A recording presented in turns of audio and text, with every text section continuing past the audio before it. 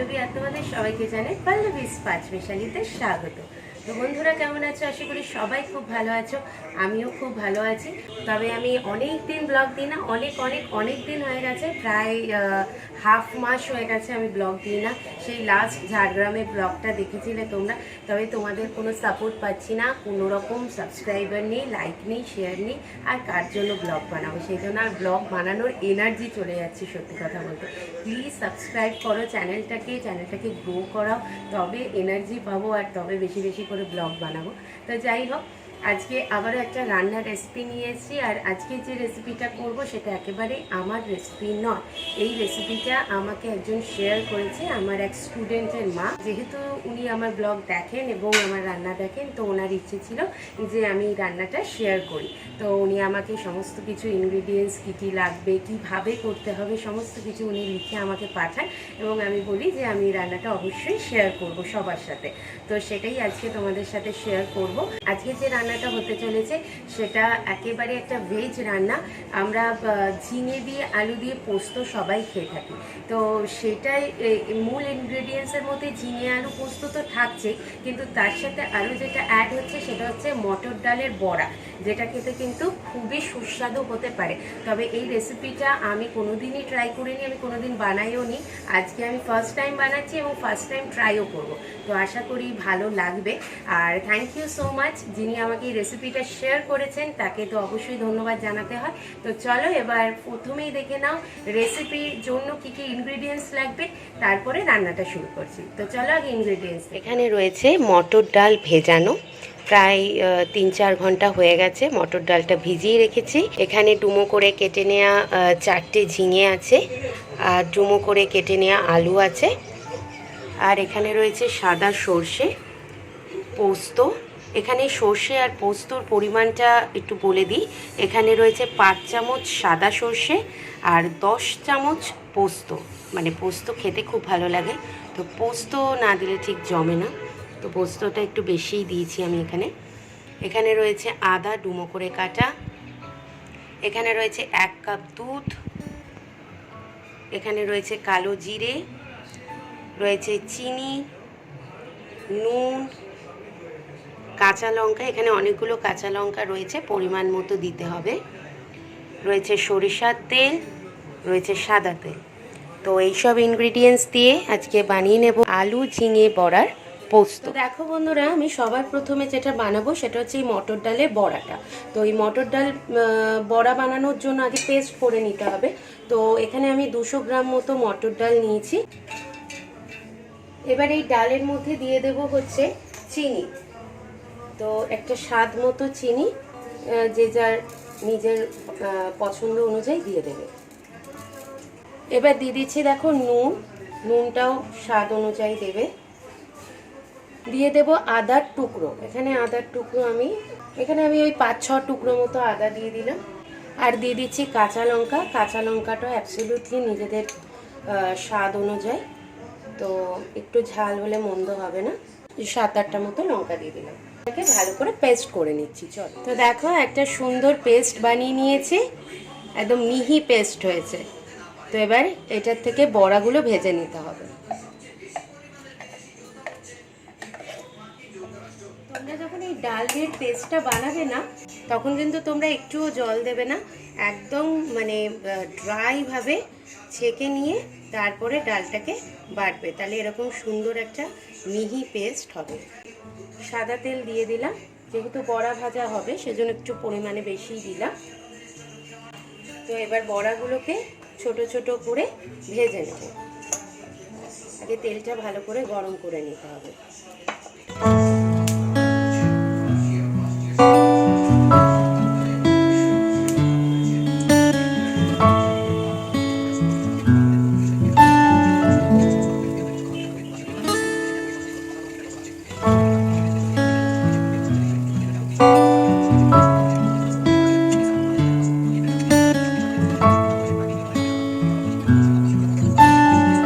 দেখো বন্ধুরা, এখানে বড়াগুলো ভাজা হচ্ছে, আর একই সাথে ততক্ষণে আমি এই সর্ষে এখানে যেটা 5 চামচ মতো দিয়েছিলাম, তোমাদের এই চামচটা দেখিয়ে দিই, এই চামচের 5 চামচ দিয়েছি।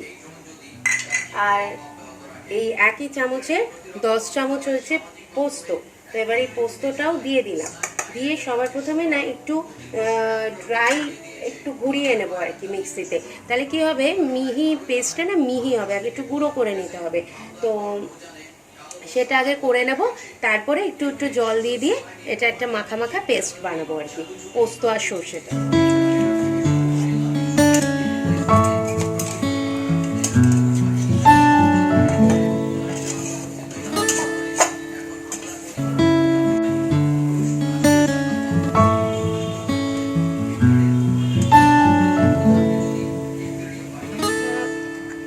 একদম স্মুথ একটা পেস্ট হয়েছে। তোমরা যদি এরকম গুঁড়ো করে নাও আগে পোস্ত আর এই সাদা সর্ষেটাকে, তাহলে দেখবে একদম মিহি পেস্ট হবে, কোনো দানা কিন্তু নেই। আর শিলনোড়াতে বাটলে তো ব্যাপারটা ভালো হতোই, কিন্তু এখন শিলনোড়ায় বাটা তো খুব একটা চলেই গেছে সবার বাড়ি থেকে। সেই জন্য মিক্সিতে যদি এরকম বাটা করতে চাও মিহি বাটা, তাহলে ওই একটু গুঁড়ো করে নেবে সাদা সর্ষে আর পোস্তটাকে, তারপরে জল দিয়ে বেটে নেবে, দেখবে একদম স্মুথ পেস্টটা হবে। আবারও কিছু বড়া ভাজতে দিয়ে দিয়েছি, আর এই দিকেও যে আগের বড়াগুলো ভেজেছিলাম সেগুলো তুলে নিয়েছি, একদম লালচে লালচে হয়েছে। তো এখন একটা টেস্ট করে আমি দেখব আর তোমাদেরকে বলছি কীরকম হয়েছে। তো এটা আগে টেস্ট করে দেখি। বেশ মুচমুচে আছে, এটাটা ভালোভাবে হয়েছে। কারণ বড়া কিন্তু গরম গরম ভাতে এমনিই খেতে ভালো লাগে। বাকি যে বড়াগুলো আছে ওগুলো আগে ভেজে নেবো এরকম লাল লাল করে, তারপরে বাকি রান্নাটা তোমাদের সাথে শেয়ার করছি। দেখো বন্ধুরা, একদম কড়া কড়া করে ভেজে নিয়েছি। এবার এই একই কড়াইতে আরও একটু তেল দিতে হবে, সাদা তেল এর মধ্যে অ্যাড করে দিচ্ছি, ব্যাস। কারণ বড়াতে তো অনেকটাই তেল লেগে গেছে। নিরামিষের দিনে না অবশ্যই ট্রাই করো, মনে হয় খুব ভালোই হবে খেতে। তো এবার দেখো যে কালো জিরেটা নিয়েছি, এই পুরো কালো জিরেটা ফোড়নে দিয়ে দিলাম। একটা মতো কাঁচা লঙ্কা যেটা আমি চিড়ে চিড়ে এই কালো জিরের সাথেই ফোড়নে দিয়ে দিলাম।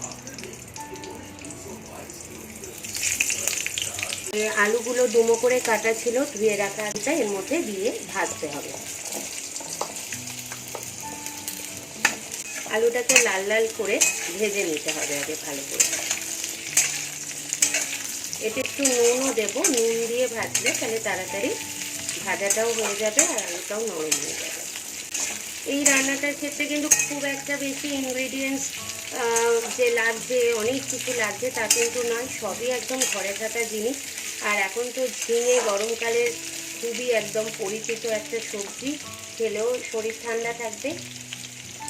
আর পোস্ত তো ঘরে ঘরেই থাকে, শুধু একটু এই বড়াটা করতে যেটুকুনি সময় লাগবে, আর কিন্তু সেরকম একটা ঝামেলার কিন্তু বিষয় এই রান্নাটার মধ্যে নেই।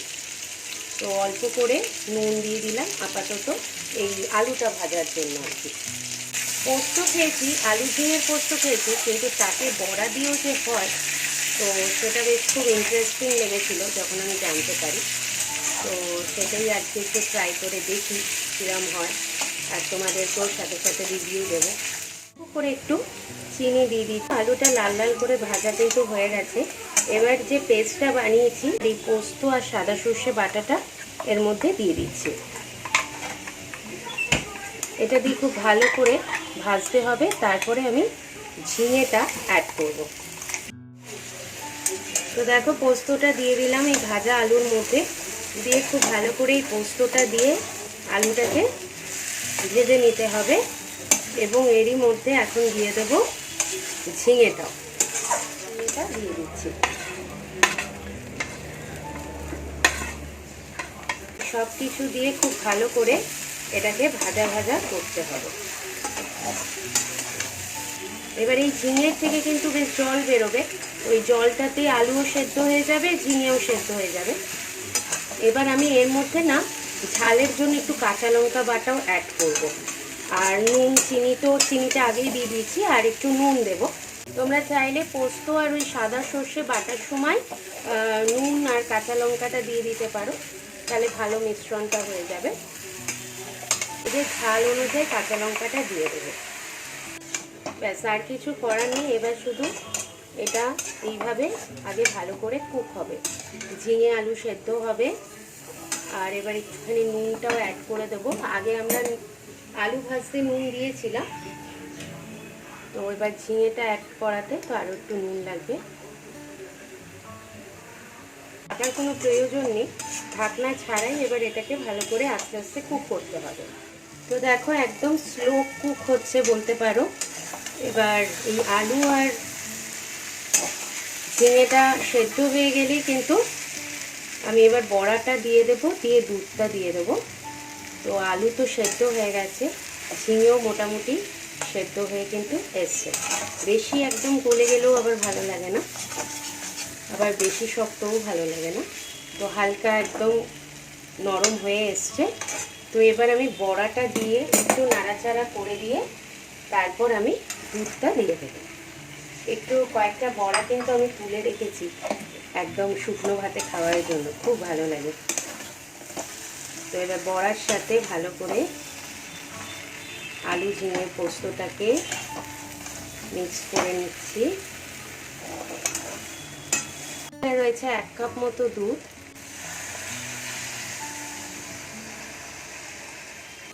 আমি এখানে হাফ কাপের থেকে একটু বেশি দিলাম, দিয়ে এবার একটু জাস্ট নাড়াচাড়া করে নেব। এটা শুকিয়ে গেলেই কিন্তু নামিয়ে ফেলবো, আর আমার রান্না কিন্তু একদম রেডি। আর এর মধ্যে একটু সর্ষের তেল ছড়িয়ে দেব।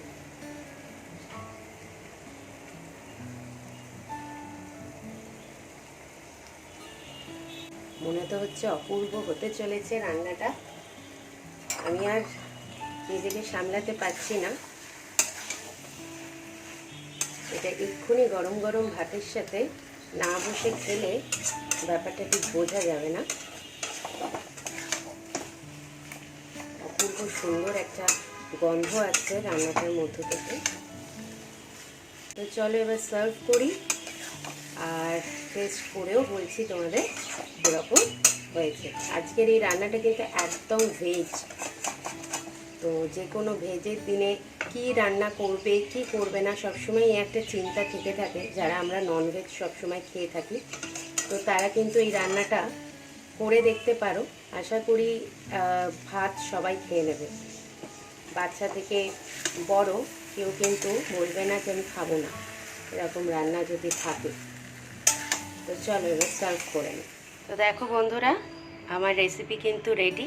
আমার রেসিপি বলা ভুল, আমার স্টুডেন্টের মায়ের রেসিপি। তো আলু দিয়ে ঝিঙে দিয়ে বড়ার পোস্ত, দেখে তো অসাধারণ লাগছে আর খুব সুন্দর গন্ধও আসছে। তো খাওয়ার পরে জানতে পারবো কীরকম হয়েছে। তো তোমরা কমেন্ট করে জানিও আমাকে রান্নাটা কেমন লাগলো। যদি ভালো লাগে তাহলে সাবস্ক্রাইব করবে, লাইক করবে, শেয়ার করবে, আর অবশ্যই কমেন্ট করে জানাবে কেমন হয়েছে আজকের এই রান্নাটা। তো চলো একবার টেস্ট করে তোমাদের বলি কীরকম হয়েছে। পরে তো ভাতই খাবো, এখন একটু টেস্ট করে দিচ্ছি।